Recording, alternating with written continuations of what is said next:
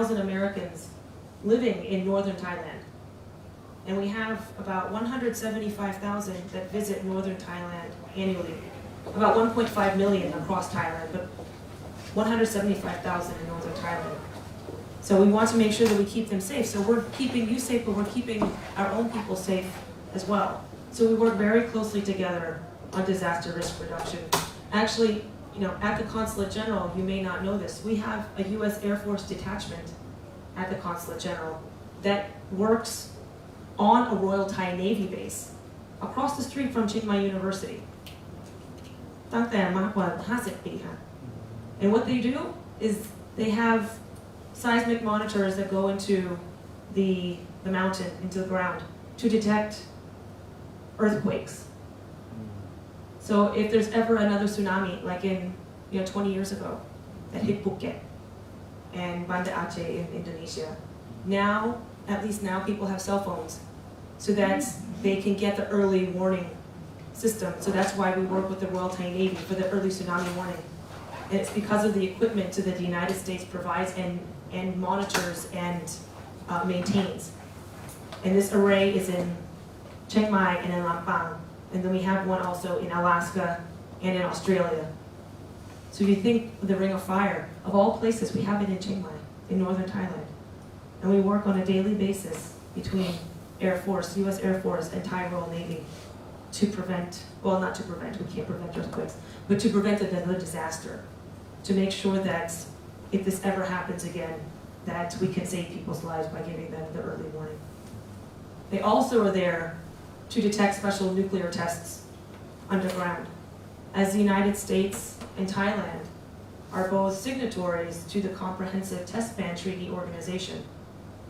So as part of our commitment as signatories to the CTBTO, we also, together, United States and Thailand, monitor these tests that are coming from North Korea, that are coming from other places. We can detect them and then respond appropriately.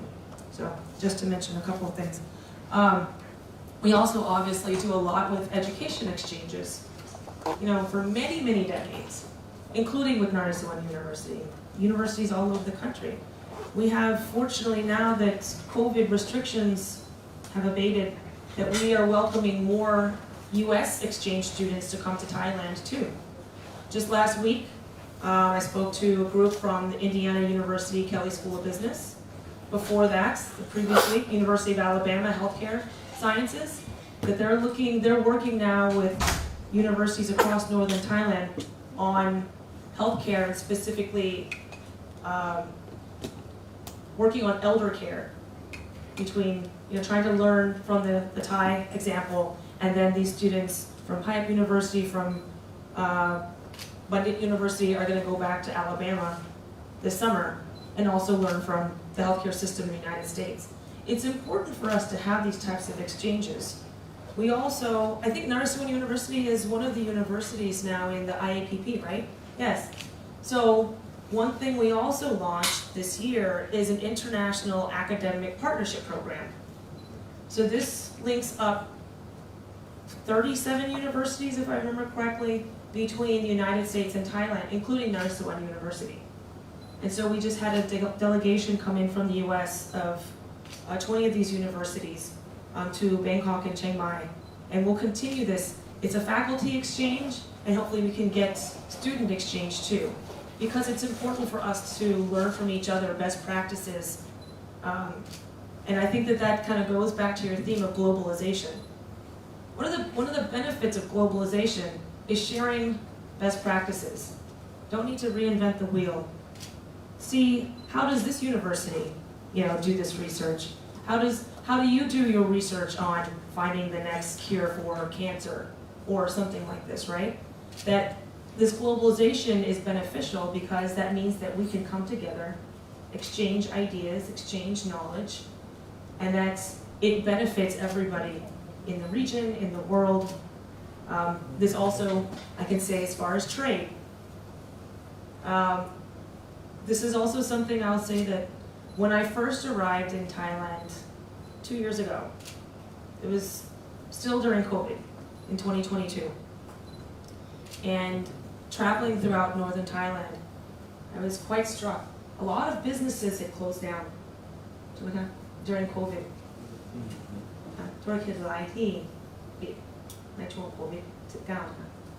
And in my meetings, I asked, governors and chambers of commerce and business people and police and military. I said, I've noticed this. What exactly do you need? How can we help? And so I got basically two things that everybody was saying. We need to learn how to write better business plans so that our businesses don't close.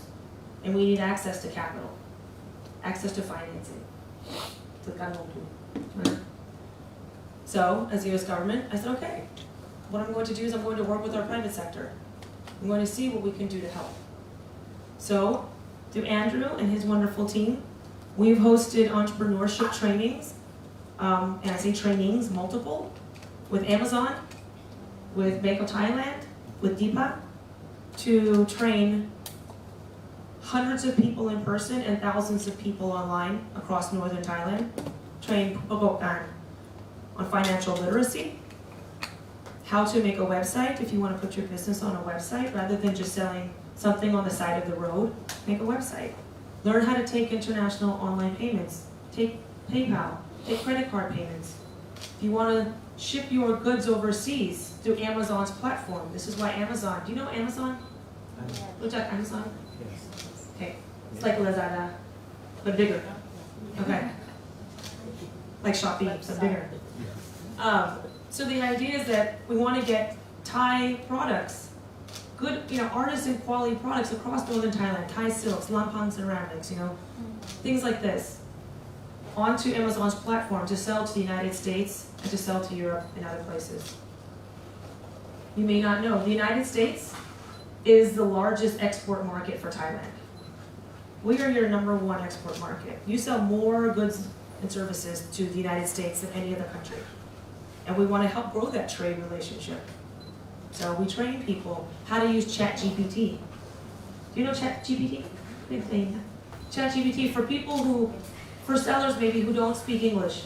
You can use ChatGPT and then communicate with your customers. And so we do all this training to help Pupakokan, sell overseas, learn financial literacy, learn how to write a better business plan so that your businesses thrive, so that you don't go bankrupt and close down. And so we're actually hosting, we've hosted one Amazon one and then two separately with Amazon, Deepa, and Mekong Thailand. And we're going to host the third one in August, September of this year. And it's this kind of rolling cycle because we keep taking people through the next phase to make sure that it's not a one-time thing. This is one way. But I mentioned too that I want to help develop the economy and help people get back on their feet from COVID across northern Thailand, not just the Pupakokan. So how do we do that? So I thought, it's not just that. We also have a very long-standing law enforcement relationship and local governance and academia. And so we started a sister city program between Austin, Texas and Chiangmai. And so using Chiangmai as an anchor, we've brought in, we signed a memorandum of understanding last November. I took a delegation of 30 people from Thailand to Austin. And so the governor of Chiangmai and members of parliament and business leaders and Royal Thai Police leadership took them all to Austin, Texas to sign this agreement with the mayor and do exchange programs with the Austin Police Department, with the Drug Enforcement Administration to prevent drugs coming into Thailand. We can talk about that too, the long-standing law enforcement partnership to prevent the interdiction of drugs coming across the border, especially from Myanmar. And the idea is to deepen our partnership at the subnational level, at the local level, the Changwat level, and the Mueang level, and help get the venture capitalists and the entrepreneurs and the big business, the IT people. You've heard of Dell Computers? You've heard of Oracle? Intel? These companies are headquartered in Austin, Texas. And so I'm also trying to see if we can get these big companies to offer scholarships not scholarships, internships to Thai students in northern Thailand. But also they're doing upskilling too. So Amazon is doing upskilling. Google has already done upskilling of, I think, more than 17,000 people across Thailand in helping train in IT skills, etc. So we're trying to do all this upskilling to help raise the level of skills so that, again, businesses don't go under, that you don't rely just on tourism. In case something else happens and the country shuts down, you need to develop, better technology, better infrastructure, and AI. And I know that you have a big e-vehicles kind of push to develop more e-vehicles and batteries, et cetera, in northern Thailand and the rest of the country. So we're trying to help with all these things too. We're trying to help Thailand's economy in many ways. And again, why do we do this? Because, as I mentioned, we've been partners for more than 200 years. And friends help friends. Everybody suffered during COVID, and we want to make sure that our partners get back on their feet. The Thai economy this year is only expected to grow maybe 1.7%, the GDP, and that's very low. So we want to help increase the investment. There are obviously a number of things that need to change within Thai regulatory system to make it easier for businesses to come here, but we're working on that too. So, am I talking too fast? Do you understand? Putty. Okay. And again, going back 200 years. So I should have started off with this first. Our first connections between our two countries happened when U.S. missionaries and traders came to Thailand more than 200 years ago. And during that time, U.S. missionaries helped set up schools all across Thailand. So, you will probably see a lot of schools at both the university level, but also at the primary level. And they're all across northern Thailand as well. I'm not actually sure about Naresuan University, but with Chiangmai University, the Faculty of Medicine was set up by U.S. doctors. It became the first faculty at Chiangmai University. And now Chiangmai University is renowned as a good medical school. Same thing with Payak University, also founded by U.S. missionaries. McCormick Hospital, founded by U.S. doctors and missionaries. I went to a number of schools in Lampang and a number of other places. I can't even remember all the names of all the Christian schools that I've been to. But all, Prince Royal's College, also in Chiangmai, founded by U.S. missionaries. So the education relationship that the United States and Thailand have is deep and it's long. And we're very proud of that. And I think that it shows also the investment that we both have into educating our population.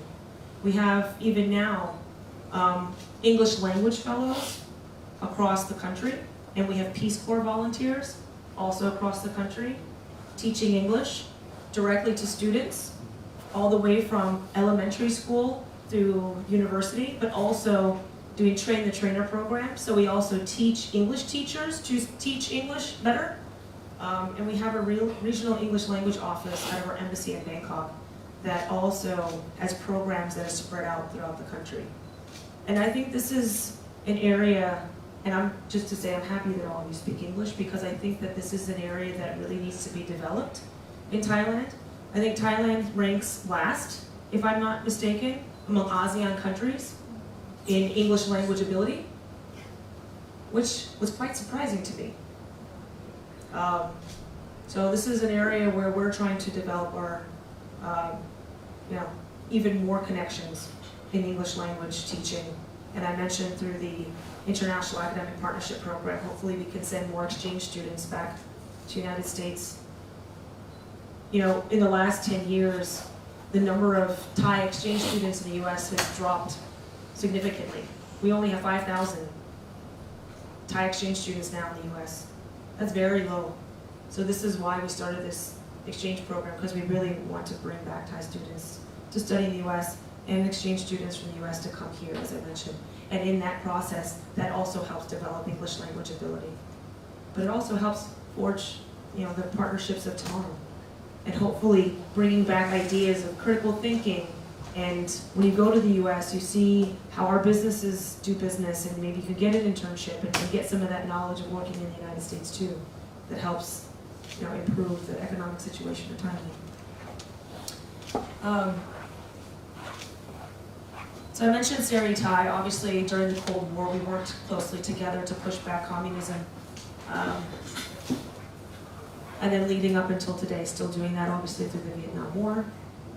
And even to this day, obviously, we still support Thailand as Thailand's path on its democratic path, its path to democracy. Not a full democracy, but path to democracy.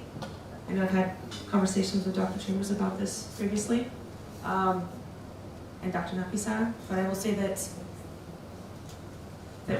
again, we've been friends for so long, and the nice thing about being such long-standing friends is that we can have frank conversations.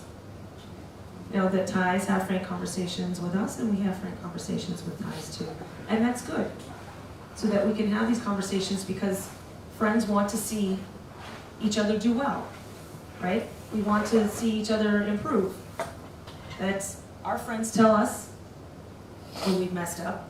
Nobody's perfect. And I'm talking about the United States as a person now, but the United States has made mistakes before. Nobody's perfect. And I appreciate that Thailand sometimes tells us, hey, by the way, maybe that's not such a good idea. And I appreciate that we can say the same thing in Thailand. But going on. So, any questions about the history? And by the way, I have prizes. So if anybody has a question, raise your hand and ask your question, then you might win something. That up on one. Okay. Anytime, please raise your hand if you have a question. Okay. So next, let me go on to the Mekong-US partnership. First of all, please show of hands, including the faculty. Raise your hand if you have heard of the Mekong-US partnership before. Raise your hand if you've heard of it before. Dana, really? That's good. Okay, 3 people. So, let me tell you about the Mekong-US partnership. So, it is a partnership. Well, let me ask you, has anybody heard of the Lower Mekong Initiative? Okay. So, the Mekong-US partnership is basically the successor of the Lower Mekong Initiative. It is the United States' cooperation with the 5 countries of the Lower Mekong. So, that's Myanmar, Laos, Thailand, Cambodia, and Vietnam. And it specifically, has 4 pillars. I don't need to go into them, but non-traditional security, livelihoods, economic development, environmental protection of the river and the livelihoods of the people who live along the river. So this is one of our signature programs through our U.S. Agency for International Development, through our environmental offices. And we do a lot to, as I mentioned, helping to train, Pupakopkan, but that also includes along the river. As the flow of the river has changed due to dams, that China has put on at different points along the river that has changed the flow of the river. And in widening the river, because they want to bring down larger boats to patrol down, they've asked to patrol down into Thailand's waters. Fortunately, Thailand, through its National Security Council, said, no, I don't want you to blast the rocks because obviously that affects our border with Laos, the Thai border with Laos, but then also affects, the livelihoods and the fishing and the ecosystem, the biodiversity of the region too. I've been up to the Mekong River more times than I can count now, and talking to farmers and NGOs up there, it's really quite sad that since these dams have been built, the flow of the river has changed, and that you no longer have wild catfish anymore in the river because the river runs too fast that it cannot attach its eggs to the rocks, and so they can't spawn. They can't have babies. So now these fish are only farmed in captivity. They're no longer in the wild. And that's really sad. And so that's just one example of the degradation of the ecosystem that's happening. And so we have programs that are helping to, again, prevent some of these things from further happening. And if you have any questions, I'm happy to go into more detail about that.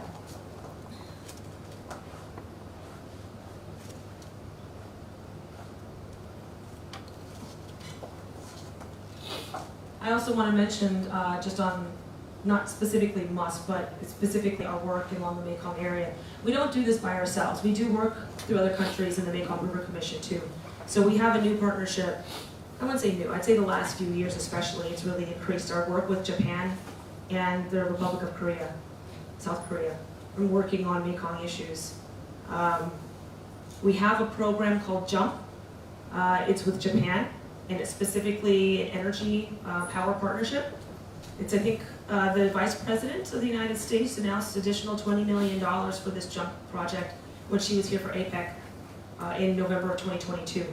And it's specifically delivering energy and cross-border electricity trade through Thailand and the region.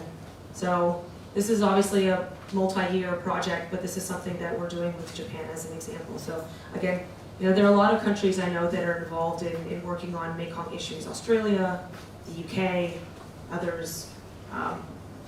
The Mekong River is an extremely important river, and it's an extremely important region for many reasons. You know, as I mentioned, environmentally, also for all the millions of people who live along the river, not just in Thailand, but also downstream in Myanmar and Laos and Vietnam.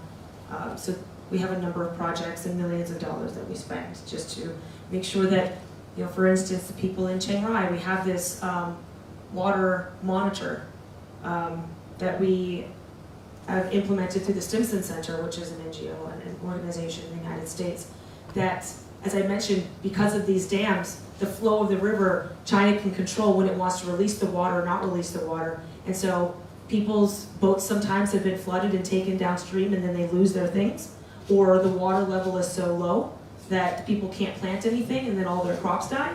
So fortunately, at least with this monitor that is now, it's publicly available, that people all over the world can see what is the water level at different points along the river.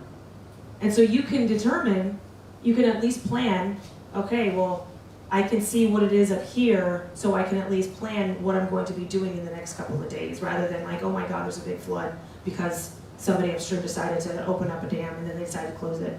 So it helps, at least with the predictability.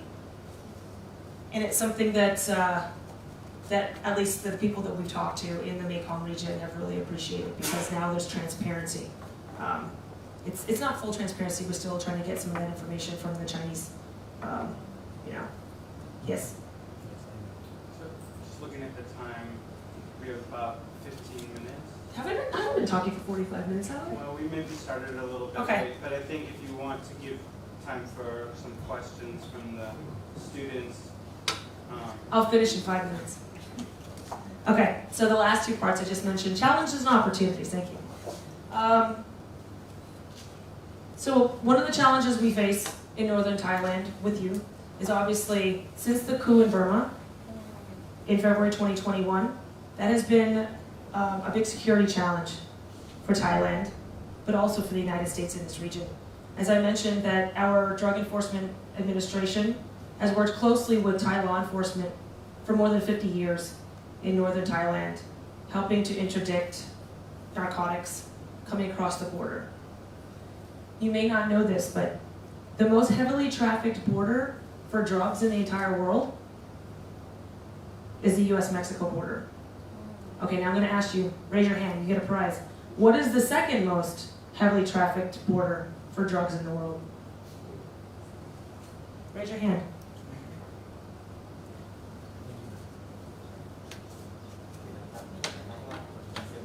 I think I'm giving you a hint. What are we talking about? Raise your hand.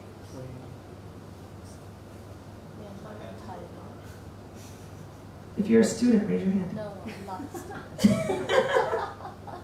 Raise your hand, just take a guess. ภาษาไทยก็ได้ค่ะ ลองเดาคุยเรื่องอะไร เข้าใจไหมคะเข้าใจคำถามไหมค่ะ ชายแดน Oh, please, go ahead. I heard her. Thailand, Myanmar. Yes, and? Laos. Chai! The Golden Triangle is the second most heavily trafficked border in the world for drugs. Try it. Where's my bag? Oh, it's right here. Okay, you get to choose.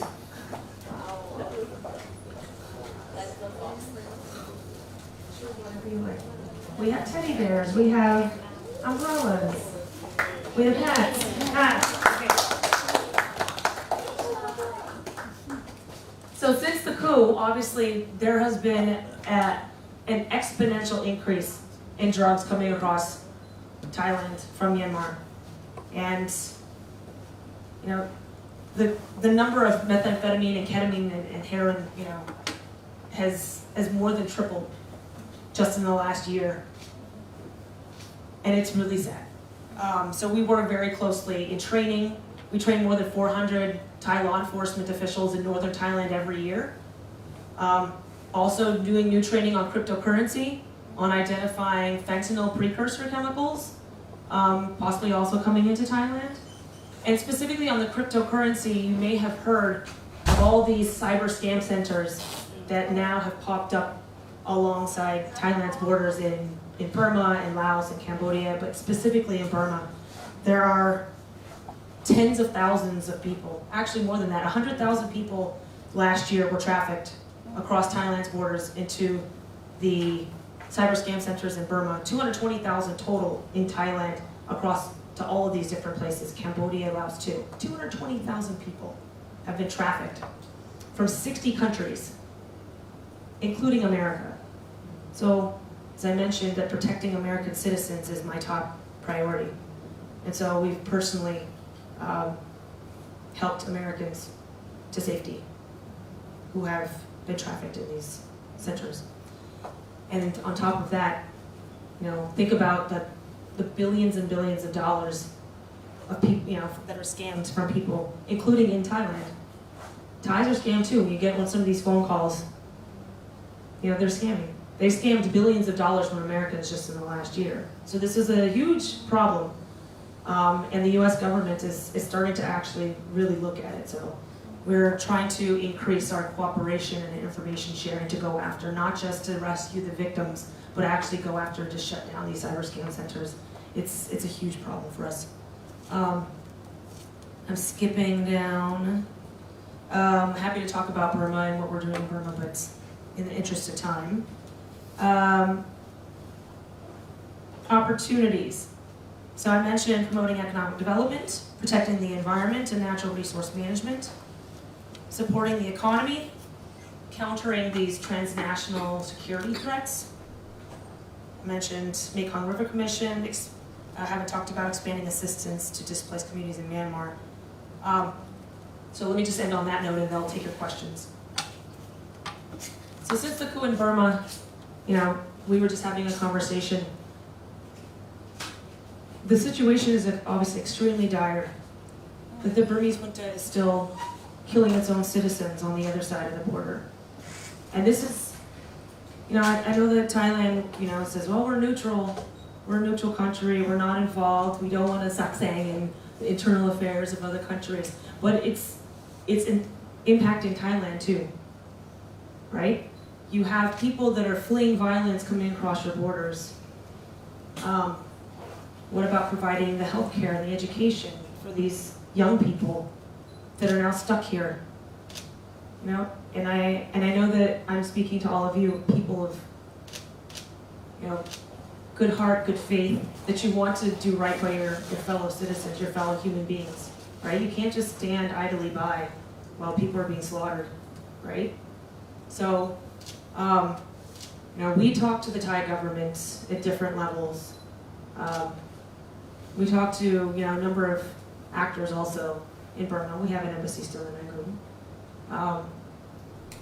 You know, I mentioned the drugs that are coming across, the human trafficking that's coming across, that the scamming that is coming out of Burma because of the lawlessness. There's, you know, who's in charge, right? You have these Chinese gangs that are running these cyber scam centers and they basically purchase this land and they don't even allow the local authorities to enter their compounds. This is happening in Laos and in Cambodia too. Basically, Thailand is surrounded. So we help with these issues, but also helping with the displaced Myanmar people. So the United States has supported 9 long-term camps in Tak and Naresuan for the last 40 years. About 93,000 refugees living in these camps for 40 years. Can you imagine? Not just, when you're, maybe some people were born in the camp, got, raised up in the camp, and had children in the camp. And he's like, you can't leave. You can't go out and have a regular job. It's hopelessness. So we've been trying to resettle, and we have resettled thousands of people, but it's a very slow process, and obviously, I just want to say thank you to Thailand for hosting these people, but there are more people coming across the border. So we really have to think about a long-term solution to help Myanmar return to democracy so there isn't that push factor that is pushing people across the border. So that's, these are conversations and these are things that we, as the US government talk about too. So, including the $44 million per year that we give to support these camps through the International Red Cross, through different organizations to provide health care and some kind of livelihoods to these displaced persons. But it's getting worse. The humanitarian assistance, humanitarian need is massive. It's huge. So anyway, okay, I'm going to stop there. We have 7 minutes, and we have 7 more prizes. So please. Maybe if there's questions about maybe broader things too. Yeah, it doesn't have to be about anything I talked about. What does the Consulate General do? What does the embassy do? Any question on any topic? Any question at all you want to ask. ถามเป็นภาษาไทยก็ได้ค่ะ ภาษาไทยก็ได้ค่ะ แล้วก็ได้รับรางวัลด้วยค่ะคำถามอะไรก็ได้ค่ะก็ใช่ค่ะ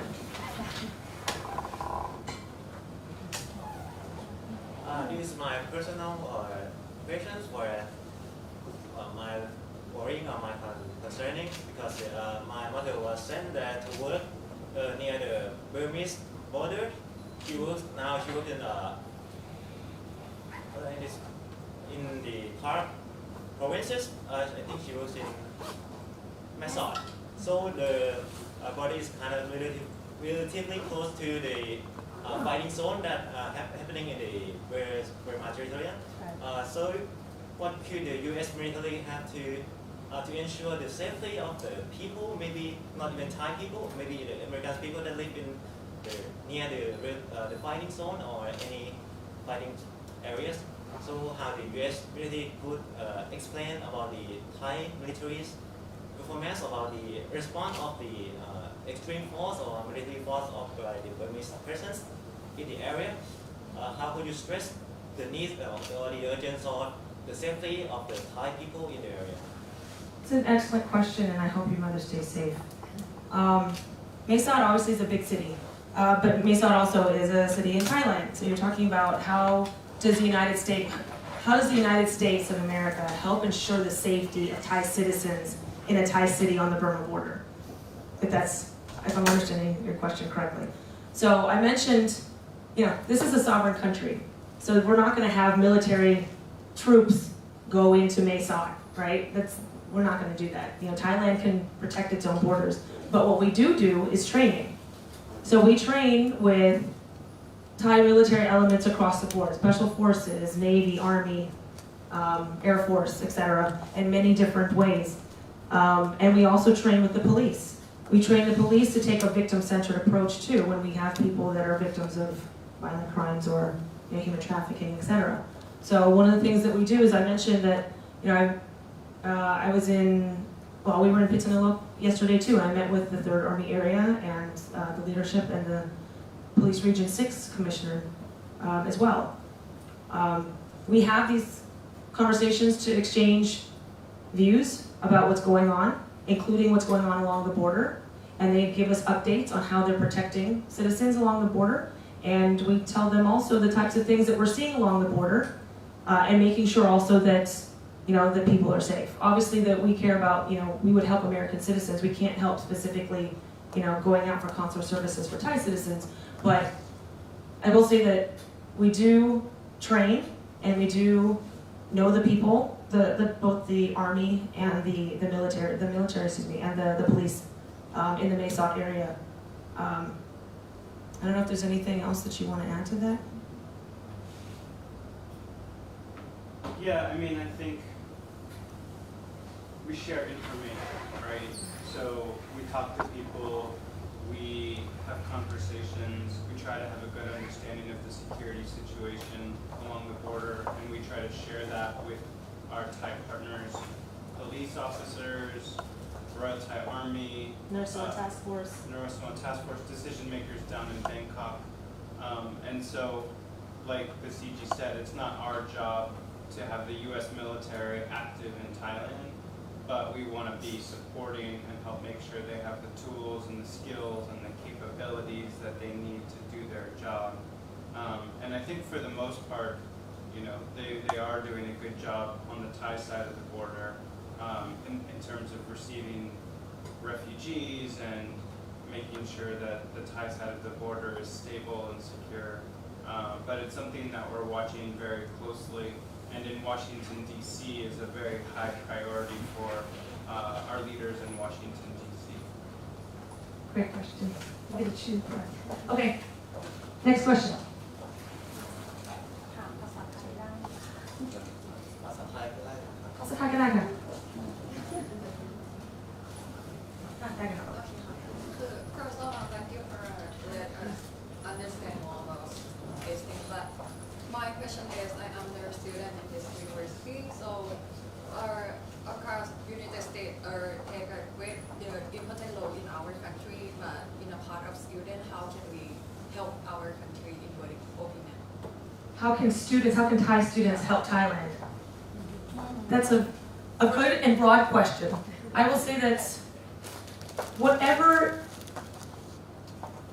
is your passion, whatever it is that you decide to do, whatever achieve you decide to be, make sure that whatever it is that you do it to help other people. Use whatever talents you have, whatever skills you have, whether that is in teaching, whether that is in environmental protection, whether that is in, you want to be an entrepreneur, do something that helps other people. Be a mentor. I don't know if you have the system in Thailand, we have the system in the United States of mentorship. That we have mentors when we're starting out as students or early in our careers, and we have people who've already made it. Either people that we looked up to because they're interesting, good people, or people that are in this kind of line of work that we want to be in. And they help give us the knowledge and the confidence in order to achieve whatever it is that we want to achieve. I don't think it is as prevalent in Thailand, but I think that it's a good system. I have mentors. I personally mentor other people. So I would just say that whatever field it is that you want to go into, once you achieve something, just give back to others. You can give back to others either through mentoring, but also just think about whatever thing that you decide to do, make sure that you're helping others. And it's a very broad answer, I think, to a broad question, but I think it is.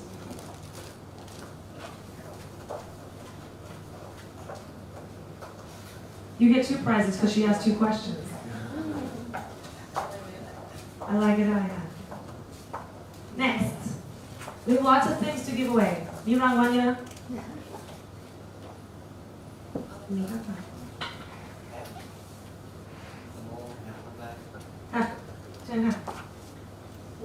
Oh, your hand was up. Go on, huh? Oh, my name. Okay.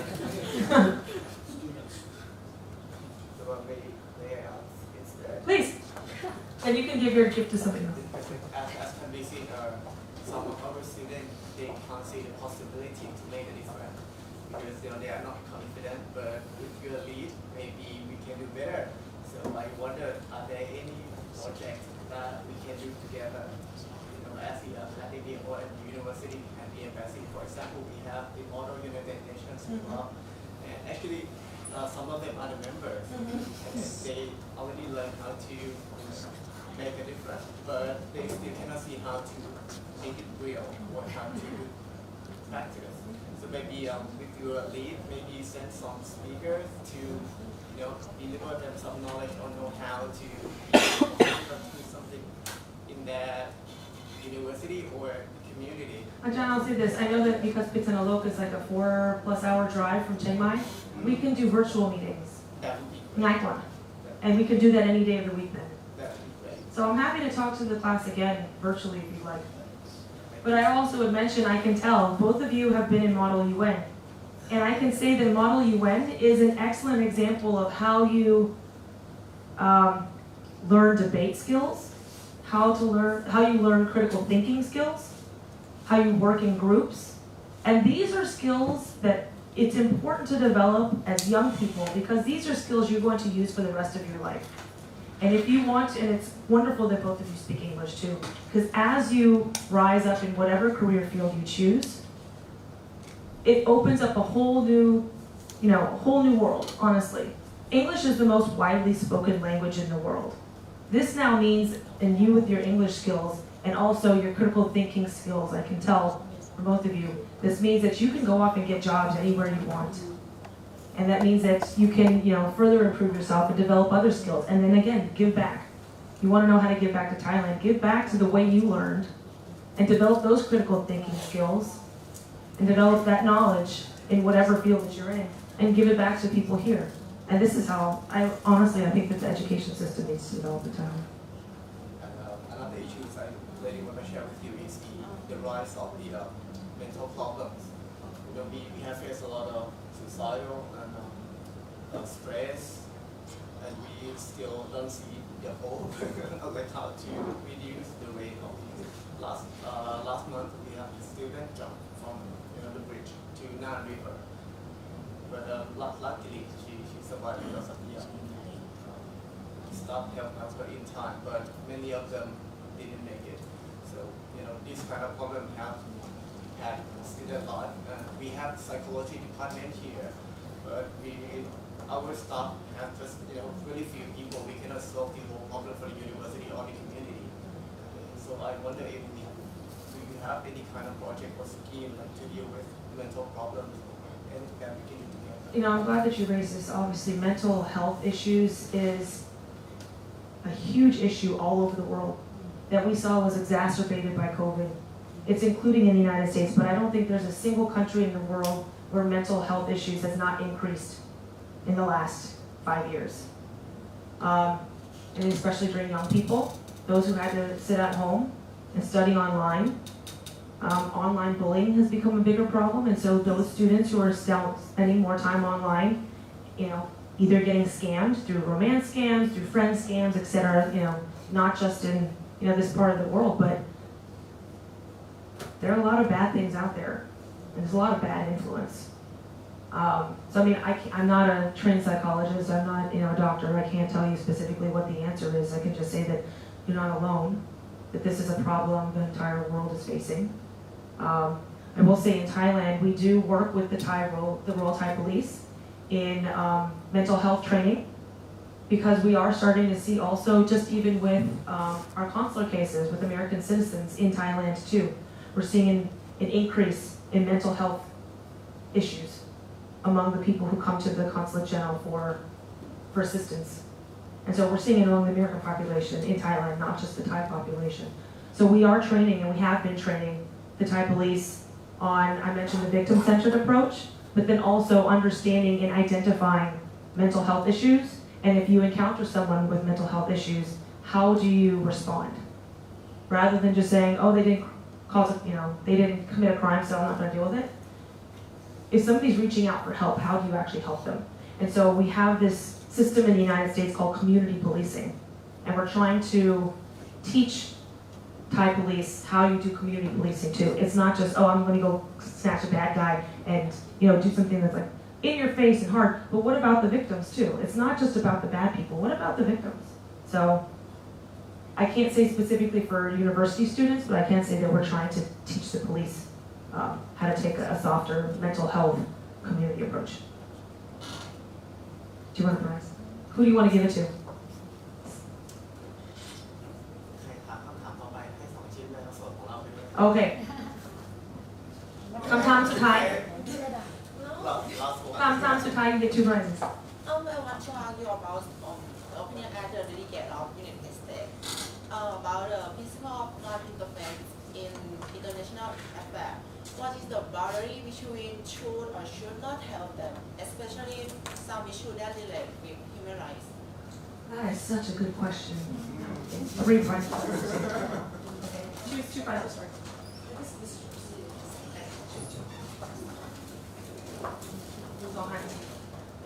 That is like an existential question, right? Where do you draw the line between non-interference and making sure that you're promoting human rights? I really can't answer that. It's like something that is across the board. It really depends. Obviously, the United States is a huge defender of human rights, one of the top defenders in the world of human rights, of democracy, of a person's right to dignity, right to pursue their own happiness, right to freedom of expression, right to be who you are, of non-gender discrimination, no discrimination against, ethnic minorities or persons of different sexual orientation, etc. And so those fundamental, we call them fundamental freedoms, we will always promote and protect that. Obviously, within other countries, we run a fine line because it's not in the United States. In the United States, we protect those fundamental freedoms. But at the same time, there's debate. Some people, even in the US, are like, how far do you go to protect a fundamental freedom versus, when is it too far? So I can't tell you that there's a hard and fast line with our foreign policy because there's no hard and fast line in the United States. I'll give you an example, abortion, right? Abortion has been such a big issue in the United States. Abortion, do you understand abortion? You have one side that says, when is a person's life, when does it begin? Is it at conception? Is it when the baby is born? Is it somewhere in between? And some people think it's not, it's a woman's right to choose. A man cannot make a decision, or a judge cannot make a decision on what a woman decides to do with her body at any time. And there are people who say, no, because of my religious beliefs, this should not happen, this should be regulated. So just to say that, where's the human right there? Is the human right for the woman who's giving birth? Is the human right for the unborn child? At what point does it become an unborn child? So just to say that even then, there's no hard and fast line. So it's hard to say. But I will say that the United States will always stand on the side of promoting democracy and personal freedoms and individual freedoms and fundamental freedoms. And again, with Thailand being such a close partner of ours, we want to see this country be free and democratic and protect human rights. And we work with the Thais at all different levels on a daily basis to help you along that path. Okay. I think we have to run to our governor meeting. Sorry. Shit. Sorry, thank you so much. It's wonderful meeting all of you. Oh, hi, Topina.